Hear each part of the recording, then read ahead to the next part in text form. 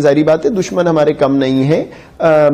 हिंदुस्तान ने जो पिछले 15-20 साल किया है वो सबके सामने है। दुश्मन को अब ये भी तो नजर आएगा ना कि ये तो जिस तरफ जा रहे हैं ये तो आगे निकल जाएंगे। ये तो अब मामला बिल्कुल उस पटरी पे है कि पाकिस्तान इंशाल्लाह दुनिया की बड़ी तरीन ताकतवर इकोनॉमीज में से अगले 10-15-20 साल में इंशाल्लाह बनेगा। ये एक यूं कह लें कि हम जब इंटरनेशनल अखबार पढ़ते हैं तो इस वक्त चर्चा हो रहा है हर तरफ और वो भरपूर चर्चा किया जा रहा है। अनफॉर्चुनेटली हम उस तरह से इंटरनेशनल न्यूज़पेपर्स में अपनी जगह नहीं बना पाते हैं for all the good reasons. लेकिन अब भारत का चर्चा हो रहा है जनाब कि राफेल के बाद अब S-400 भी आ गया है और वो भी अब भारत के दिफा को नाकाबिले तस्खीर बना देगा। S-400 डिफेंसिव वेपन नहीं है, ये डिफेंस वेपन नहीं है। अच्छा, ये बेसिकली एंटी मिसाइल के तौर पे इस्तेमाल होता है। ये अपने बॉर्डर से काफी अंदर तक पाकिस्तान के जो जहाज हैं जब टेक ऑफ करेंगे उनको निशाना बना सकते हैं ये। अच्छा डॉक्टर साहब, सरफराज भुगती साहब ने कहा है कि बलोच नेशनल आर्मी है, उसने ये जिम्मेदारी कबूल की है, लेकिन पाकिस्तान जिन हालात में है, एक जानिब हमने डायलॉग इनिशिएट किए नॉन स्टेट एक्टर्स के साथ, फिर उसके बाद हमारा सीज फायर खत्म हो गया, तो आप समझते हैं कि ये कोताही हुई है हुकूमत से, इंतजामिया से कहीं ना कहीं कि ये वाकया रूनुमा हुआ? लिमिटेड स्केल पे छोटे छोटे वाकयात, घर के अंदर बैठ के आप कोई टाइम रिमोट डिवाइस बना ले, घर के मवाद लेके घर के अंदर, जिसमें कोई ऐसी कड़ी ना हो जो रियासत को नजर आए, जिसको पहले से रोक लिया जाए, वो भी कोशिशें होती रहती हैं। जाहिर बात है दुश्मन हमारे कम नहीं है। हिंदुस्तान ने जो पिछले 15-20 साल किया है वो सबके सामने है। फिर ये और ऑर्गेनाइजेशंस हैं जिनको वो ट्रेन करते रहे, सपोर्ट करते रहे। अभी ये छोटी कैपेसिटी जो है ये साफ नजर आ रहा है कि मौजूद है कहीं कहीं। सो अब हमारा काम ये है कि इतने सालों बाद अगर कोई कहीं भी कोई गैप आया है, कोई गार्ड डाउन हुआ था, वो अब हम मेक श्योर करें कि एक भी छोटे से छोटा वाकया भी ना हो, क्योंकि दुश्मन क्या चाहता है।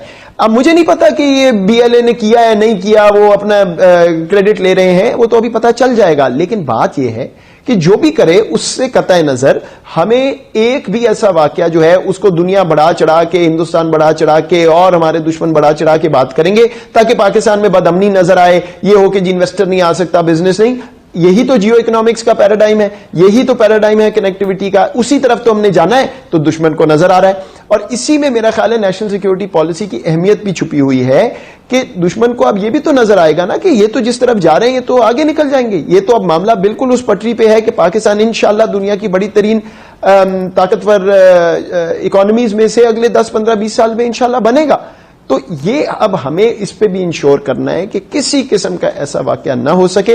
ये मैं आपको वसूख से कहता हूं कि उस तरह की लहर, बड़ी बात, खुदा न खास्ता बिल्कुल उस तरफ बात नहीं जाएगी इंशाल्लाह। लेकिन ये जो छोटे वाकयात हैं, छोटे से मुराद छोटा तो मतलब जाहिर बात है इंसानी जान जाया हुई है पाकिस्तानियों की, मेरा मतलब स्केल से है, वो बिल्कुल उस पर भी हमें जीरो टॉलरेंस है और जहां भी कोई गैप है वो हमें इंशाल्लाह फिल करना है। ये मौक़िफ़ रहा है हमारे, आपने तो दिफाई तजिया निगारों की बात की, हमारी हुकूमतों का भी, हुकूमती वज़रा का भी रहा है कि ये अफगानिस्तान की सरजमीन को इस्तेमाल करके पाकिस्तान को दहशतगर्दी का निशाना बनाया जा रहा था।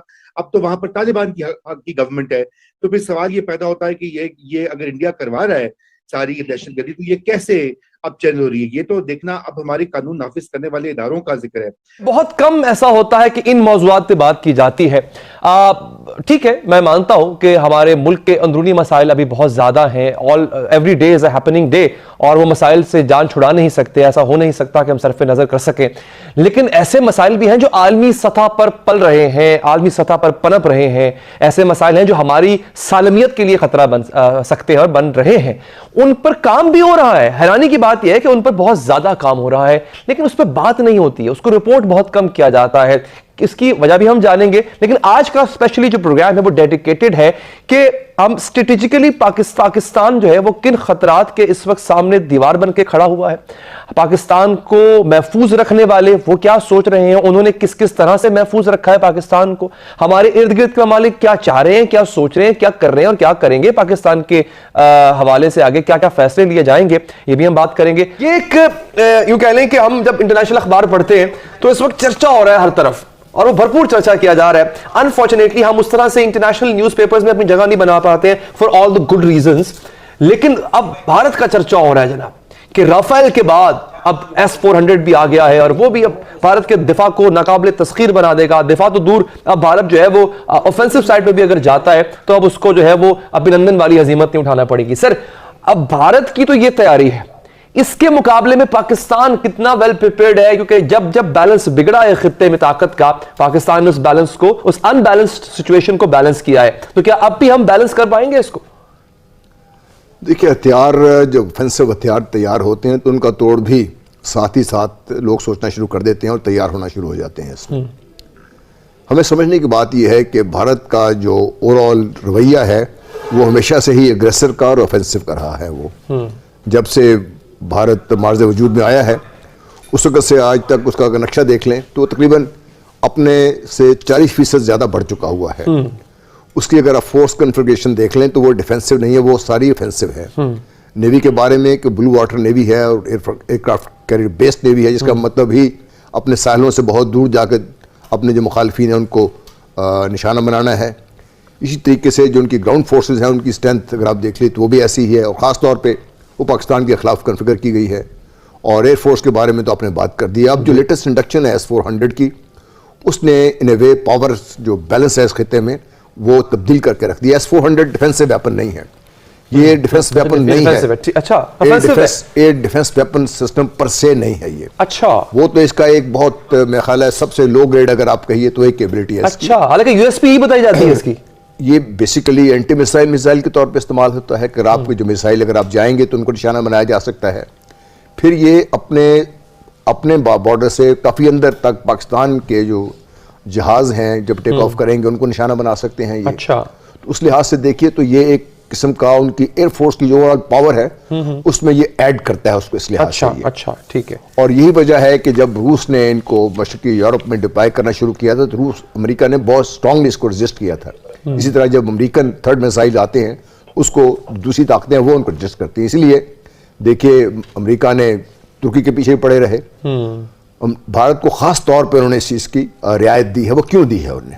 वो इसलिए दी है कि एक तरफ तो पाकिस्तान है, दूसरी तरफ चीन है जिसके खिलाफ उन्होंने भारत को तैयार करना है। इसलिए भारत को वो एक ताकत उन्होंने लेने की इजाज़त दे दी है ताकि भारत अपने आप को उस मुकाम पे ले आए जहां पे वो चीन का मुकाबला कर सके और जरूरत पड़े तो पाकिस्तान का मुकाबला भी कर सके। ठीक। अच्छा, इसमें एक बड़ा अहम नुकता सर जनरल साहब आपने जो उठाया, मैं एडमिरल साहब आपकी तरफ आता हूं सर। कहा यह जा रहा है कि ये जिस तरह S-400 है और उनके पास उसमें लॉन्ग रेंज मिसाइल्स हैं, इसके पाकिस्तान के लिए तैयारी नहीं है, ये तैयारी चीन के लिए। सारी राफेल की इंडक्शन, S-400 की इंडक्शन, ये तैयारी सारी चीन की है। अब इंडिया का फोकस पाकिस्तान इतना नहीं जितना चीन है। सर, किस हद तक सदाकत है भारत का इस तरह से खुद को वेपनाइज करना? किसी के लिए तो है, अब खाली नुमाइश के लिए तो वो नहीं कर रहा ना, मतलब कि कल को वो दिवाली में फोड़ेगा, उनको कहीं ना कहीं तो इस्तेमाल करने होंगे उसके, या किसी को थ्रेट करने के लिए कर रहा है। अब नजर तो हमें सामने दो चीजें आ रही हैं, एक तरफ चाइना, एक तरफ पाकिस्तान है, तो उन दोनों में से किसी एक के लिए तो है। लेकिन जो बात एडमिरल साहब ने कही उस पर भी आप अपनी राय दीजिएगा कि क्या वाकई ही पाकिस्तान अंडर थ्रेट रहता है? पिछले 70 साल से हमें बिल्कुल कहा गया पाकिस्तान की सालमियत को खतरा है, और खतरा हुआ भी, अंदरूनी तौर पर भी, बैरूनी तौर पर भी हुआ। लेकिन सर, क्या ये खाली एक वेग किस्म का नैरेटिव है जो बनाया गया है, या वाकई पाकिस्तान को खतरा रहता है, पाकिस्तान की सलामियत को? जो सिक्योरिटी पैराडाइम्स हैं उसके अंदर दो चीजें बहुत इंपॉर्टेंट हैं, एक इंटरनल सिक्योरिटी और एक्सटर्नल सिक्योरिटी। दी एलिमेंट जिसको हमें केटर करना चाहिए as military force is more to do with the external threats. Internal security matters एक अपने डोमेन है। अगर हम टर्न बाय टर्न लें तो जो एक्सटर्नल सिक्योरिटी थ्रेट अभी जो आपने जिक्र किया है S-400 और एक्विजिशंस के साथ जो इंडियंस ने अभी किए हैं इन द रीसेंट पास्ट, वो अगर हम देखें तो रीजनल सिचुएशन में या जियो स्ट्रेटेजिक जियो पॉलिटिकल सिचुएशन में रीअलाइनमेंट है ब्लॉक्स की। पहले जैसे कोल्ड वॉर में एक डिफरेंट सेट ऑफ ब्लॉक्स थे, डिफरेंट कंट्रीज एक साइड पे, नॉन अलाइन मूवमेंट, इस तरह की चीजें। अब जो है ब्लॉक्स चेंज हो रहे हैं।